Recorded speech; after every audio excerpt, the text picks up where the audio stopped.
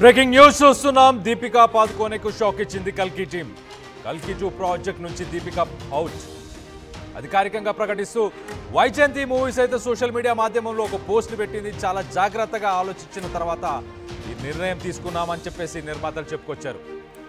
రానున్న రోజుల్లో గొప్ప టీంతో కల్కి సీక్వెల్ రాబోతుందంటూ ట్వీట్ కూడా చేశారు. ఇప్పటికే ప్రభాస్ స్పిరిట్ సినిమా నుంచి దీపిక ఆల్రెడీ తప్పుకుంది. దాని తర్వాత ఇప్పుడు ప్రభాస్కి సంబంధించి రాబోయే 2 సినిమాల నుంచి కూడా దీపిక అవుట్. మొత్తం మీదైతే సోషల్ మీడియా మాధ్యమంలో వైజయంతి మూవీస్ వాళ్ళు పెట్టిన ఒక ట్వీట్ని ఒకసారి చదివి వినిపించే ప్రయత్నం చేస్తారు. This is to officially announce that Deepika Padukone will not be part of the upcoming sequel of Kalki 2898 AD.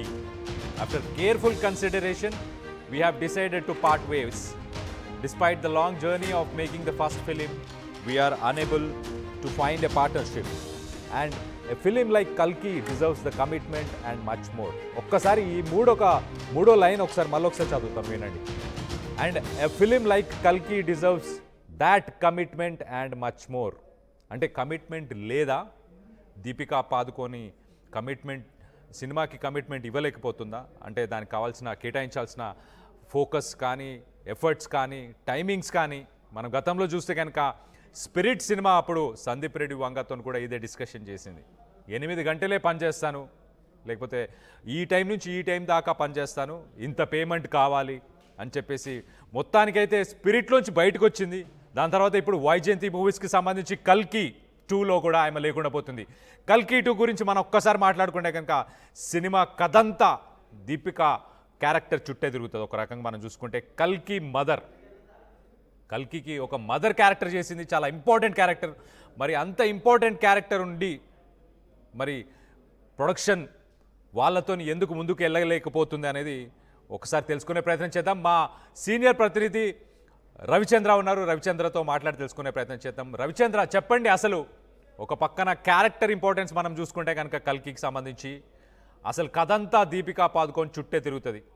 కల్కికి తల్లి క్యారెక్టరు రానున్న రోజుల్లో కూడా చాలా ఇంపార్టెంట్ క్యారెక్టర్. మరి దాన్ని ఎలా రీప్లేస్ చేయగలుగుతుంది వైజయంతి సినిమా? వైజయంతి మూవీస్ ఎలా రీప్లేస్ చేసే ప్లాన్లో ఉంది? కళ్యాణ్, కల్కి మూవీ సీక్వెల్లో దీపికా పదుకొని నటించటం లేదు అంటూ వైజయంతి మూవీస్ నుంచి ఒక అఫీషియల్ ప్రకటన అయితే ఈ రోజు రావటం జరిగింది. సో ఈ న్యూస్ గురించి గత కొన్ని నెలలుగా ఒక గాసిప్ లాగా అయితే బయట ఉంది. తను స్పిరిట్ నుంచి బయటకు వచ్చిన తర్వాత కల్కిలో కూడా దీపిక నటించటం లేదు అనే వార్తలు అయితే మనకి చాలా రోజుల నుంచి వినిపిస్తున్నప్పటికీ కూడా అఫీషియల్ గా ఈ రోజు వైజయంతి ఒక ప్రకటన రావడం అయితే జరిగింది. రాబోయే కల్కి మూవీ సీక్వెల్ లో హీరోయిన్ దీపికా పదుకొనే భాగం కావటం లేదు అంటూ అధికారిక ప్రకటన రావటం జరిగింది. నిజంగా ఇది ఒక షాకింగ్ న్యూస్ అనే చెప్పుకోవాలి. ఖచ్చితంగా కల్కిలో దీపికా చాలా ఇంపార్టెంట్ రోల్. తనకి ఆ రోల్ నచ్చే తను ఆ సినిమాలో యాక్ట్ చేయడం జరిగింది. సో కల్కి 2 సినిమాకి వచ్చేటప్పటికి తను ఎందుకు డ్రాప్ అయింది అనేది మాత్రం కొంత అనుమానాస్పదంగానే ఉంది. తను స్పిరిట్ నుంచి డైరెక్టర్ తోటి విభేదించి బయటకు వెళ్ళిపోయింది.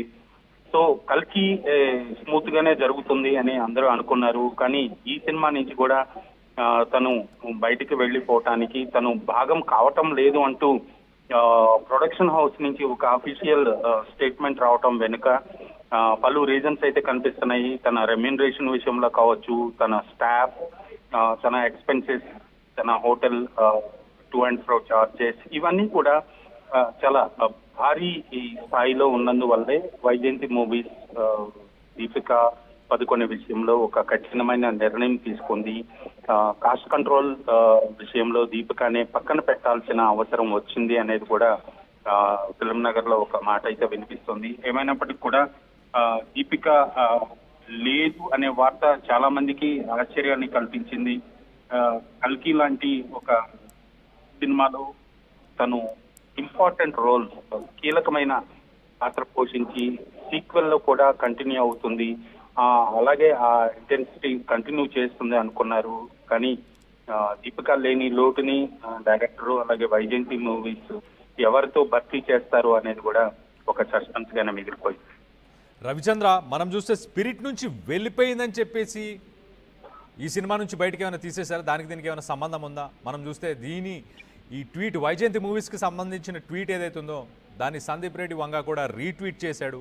అండ్ ఆయన దానికి పెట్టిన ఇమోటికాన్ కూడా చాలా అంటే ఒక హాస్యాస్పదంగా అంటే నవ్వుతున్నాడు, అంటే జరిగింది ఇది జరుగుతుంది ఖచ్చితంగా అన్నట్టు కూడా పెట్టారు. సో స్పిరిట్కి దీనికి ఏమైనా సంబంధం ఉందా?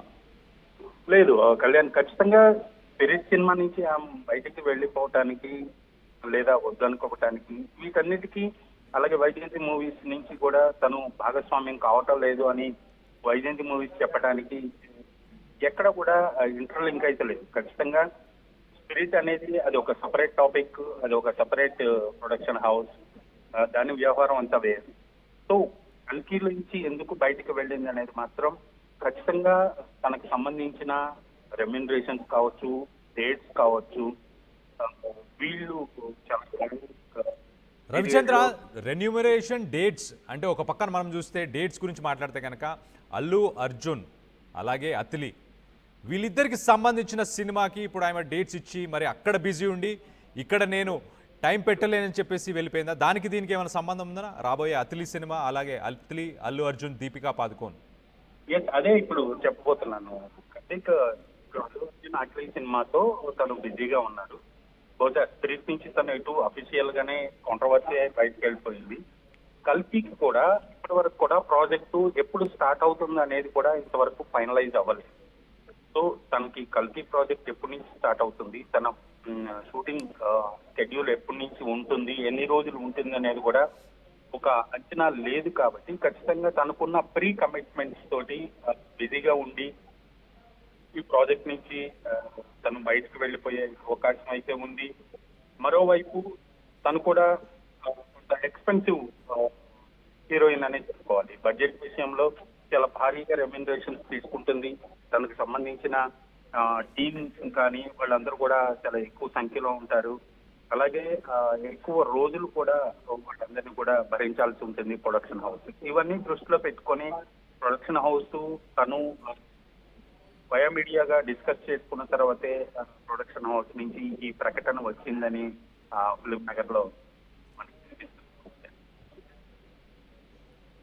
రైట్ రవిచంద్ర, ఓకే రవిచంద్ర మళ్ళీ కనెక్ట్ చేసుకునే ప్రయత్నం చేద్దాం. మొత్తం ఏదైతే కల్కి సినిమా నుంచి దీపికా పాదుకోన్ని తీసేయడాన్ని మీరు సమర్థిస్తున్నారా అని చెప్పేసి పోల్ పెడితే 85% ఎస్ అని చెప్పుకొస్తున్నారు. సో మొత్తం ఏదైతే దీపికా పాదుకోన్ ఆమె కమిట్మెంట్ ఇవ్వట్లేదు, ఎఫర్ట్స్ పెట్టట్లేదు, సరైన సమయం ఇవ్వట్లేదు, కాబట్టి ఖచ్చితంగా ఏమైనా తీసేయాలని చెప్పేసి చాలామంది వ్యూవర్స్ అయితే చెప్తున్నట్టు తెలుస్తుంది. మొత్తం మీద కల్కి లాంటి ఒక పెద్ద సినిమా మనం చూస్తే దాని బడ్జెట్స్ ఆ మ్యాగ్నిట్యూడ్ అనేది చాలా హై లెవెల్లో ఉంది. ఒక రకంగా నేషనల్ సినిమా అని చెప్పొచ్చు, ఇంటర్నేషనల్ సినిమా అని చెప్పొచ్చు. అలాంటి మ్యాగ్నిట్యూడ్ సినిమాని మరి ఎందుకు వదిలేస్తుంది అనేది దీపికా పాదుకోన్కే తెలవాలి.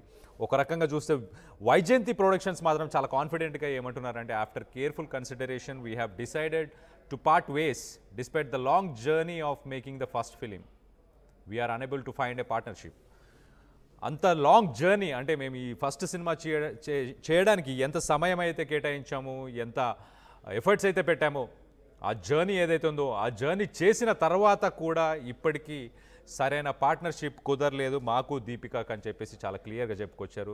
దాంతోపాటు ఇలాంటి సినిమాకి ఒక కమిట్మెంట్ ఉండాలి, అండ్ కమిట్మెంట్ మించి ఇంకా చాలా ఉండాలి, కమిట్మెంట్ అండ్ మచ్ మోర్ అని చెప్తున్నారు. సో కమిట్మెంట్ మించి ఇంకా చాలా ఉండాలని కూడా చెప్పుకొస్తున్నారు. అలాగే we wish her the best with her future works అని చెప్పేసి మొత్తానికైతే చెప్పారు. సో మొత్తం మీద అయితే ఒక రకంగా కల్కి 2కి చాలా ఎక్స్పెక్టేషన్స్ ఉన్న సినిమా. అలాంటి సినిమాకి ప్రస్తుతానికైతే మరి చాలా ఇంపార్టెంట్ రోల్ కూడా ప్లే చేస్తున్న దీపిక సినిమా నుంచి బయటికి రావడానికి కారణాలు ఏంటో తెలియదు. మొత్తానికైతే వైజయంతి సినిమాకి అలాగే దాంతోపాటు దీపికా పాడుకోన్ వీళ్ళిద్దరికైతే పడట్లేదని తెలుస్తుంది. అంతకుముందు గతంలో మనం చూస్తే కనుక స్పిరిట్ నుంచి కూడా బయటకు వచ్చేసింది.